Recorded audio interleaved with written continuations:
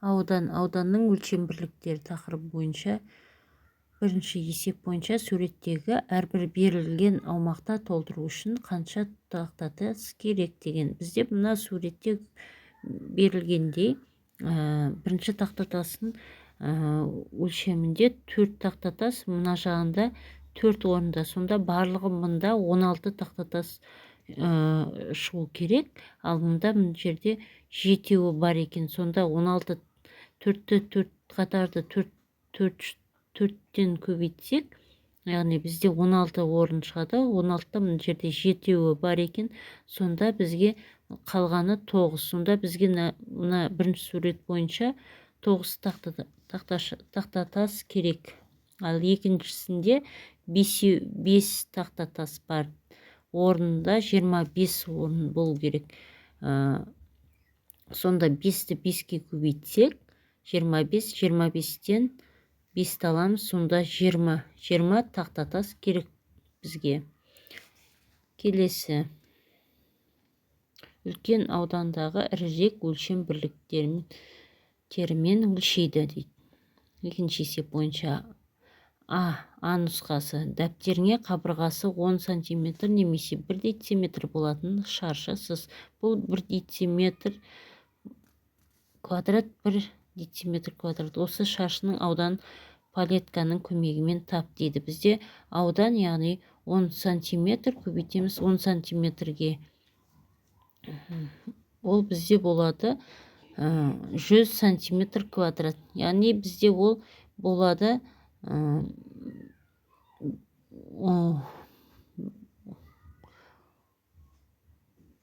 дециметр квадратты береді. 100 см квадрат. Келесі нұсқасы. Сәуленің бөлмесі. Келесі нұсқасы. Сәуленің бөлмесінің еденінде қабырғалары 1 метр болатын шашы тәріздес кілем жатыр. Бұл 1 метр квадрат, яғни бізде 1 метр квадрат. Сонда ауданын табатын болсақ, 1 метр мен 1 метрді көбейтеміз. Сонда 1 метр квадрат болады. Бұл дегеніміз 100 дециметр квадрат. Ол бізде 110.000 сантиметр квадратты береді. Келесі үшінші есеп бойынша бізде инженер конструктор 1 метр квадрат пен 1 дециметр квадраттың кішірейтілген сызбасын салды дейді. 1 дециметр квадратта қанша сантиметр квадрат бар екенін есепте. 1 метр квадратта қанша дециметр квадрат барын есепте дейді. Бізде А нұсқасы бойынша 10-ды көбейтеміз 10 сантиметр квадратқа, сонда 100 сантиметр квадрат болады. А нұсқасында 1 метр квадрат тең 10 көбейту 10 дециметр квадрат болады. Сонда бізде 100 дециметр квадрат болады. Келесі төртінші есеп бойынша есепте дейді. Бізде 5 метр квадрат қосылған 45 метр квадрат. Ол бізде 50 метр квадрат. Келесі 35 метр квадрат бөлінген 7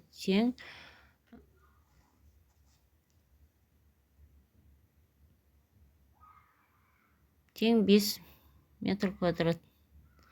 Келесі есеп 35 метр квадрат қосу 29 метр квадрат. Ол бізде тең болады 64 метр квадратты береді. Келесі есебі, варианты 9 метр квадрат көбейтілген 4 тең болады. Ол 36 метр квадратты береді. Келесі 500 метр квадрат азайту 235 метр квадрат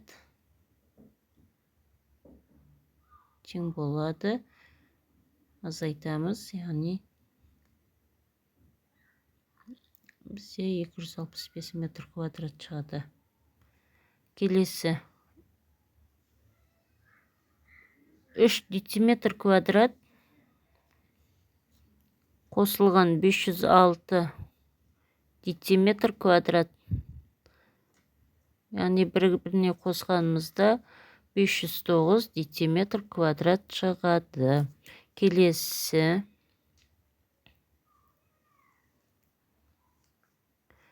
есеп бойынша 5-ші есеп. Есепті өрнек түрінде жазып, оны шығар. А нұсқасы. Сатушы 3 сатып алушыға 5 килограммнан, ал 4-шісіне 15 килограмм картоп өлшеді. Сатушы барлығы қанша килограмм картоп өлшеді? Яғни бізде 3 сатушыға бірдей 5 килограммнан сатты, ал 4-шісіне 15 килограмм.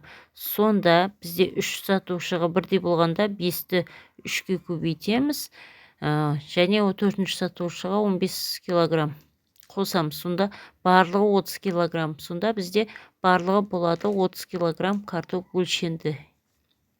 Келесі Ә нұсқасы. Қорапта 25 килограмм кәмпит бар.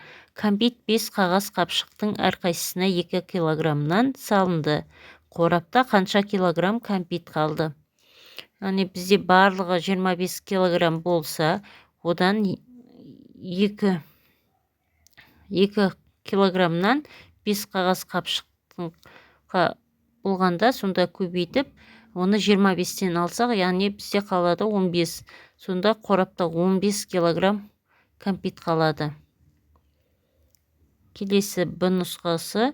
Мектеп асханасында 4 үстелдің әрқайсысына 8 орындықтан және бір үстелге 12 орындық қойылған. Асханада бір уақытта барлығы неше бала тамақтана алады дейді. Келесі. Бұнда бір уақытта, яғни 4 үстелге әрқайсысына 8 орындық болғанда, оны 4-ті 8-ге көбейтіп, оған 12-ні қоссақ, бізде барлығы орындықтың саны шығады, яғни 44. Сонда бір уақытта 44 бала тамақтана алады деген. Келесі есепте, 6-шы есепте, тиімді тәсілмен есепте дейді. Бізде берілген 23 қосу 89 қосылған 77 дейді. Сонда біз бұл жерде тиімді тәсіл 23 пен 77-ні бір-біріне қоссақ 100 болады. Сонда 100-ге 89-ды оңайырақ қосамыз. Сонда 189 шығады. Келесісінде 44 қосылған 78 қосылған 56. Ол бізде мына 44 пен 56-ны қосқан кезде 100 болады. 100-ге 78 қоссақ, бірден 178 шығады. 178 шығады. Яғни 44 пен 56-ны қоссақ 100 болады. Оған қосамыз 78. Сонда тиімді тәсіл дегеніміз оңай жолмен шығарылатынды айтамыз, иә? Келесі 223-ке қосамыз 389-ді және оған қосамыз 277-ні. Бұл жерде тиімді тәсіл 223 пен 277-ні қоссақ тиімді болады. Сонда бізден нәтижесі 223 пен 277-ні қоссақ 500 болады. Оған қосамыз 389-ді. Сонда барлығы 800-де 89 болады. Келесі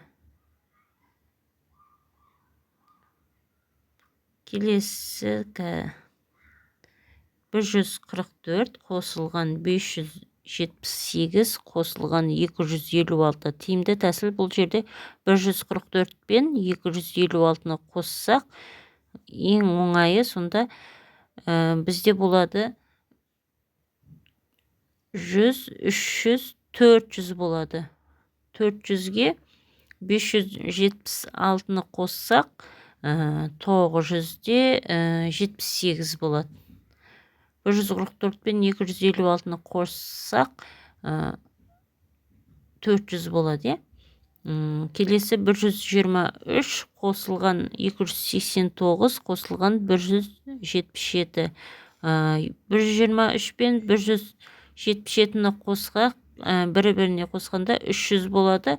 300-ге 289-ды қоссақ 589 болады. Тең болады 589.